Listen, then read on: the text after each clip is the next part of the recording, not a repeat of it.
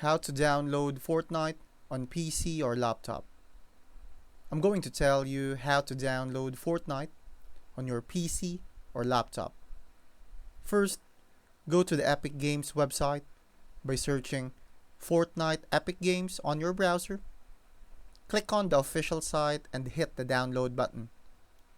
This will install the Epic Games launcher, the platform you need to run Fortnite. Once the launcher is installed, open it and log in or create an Epic Games account. After logging in, go to the Store tab and search for Fortnite. Click on it and hit Get. Then select Install, choose your preferred installation location, and the game will start downloading. Once it's done, launch Fortnite from the Epic Games launcher and you're ready to play.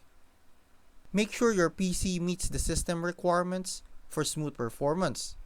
If you run into issues, try updating your graphic drivers and ensuring you have enough storage space.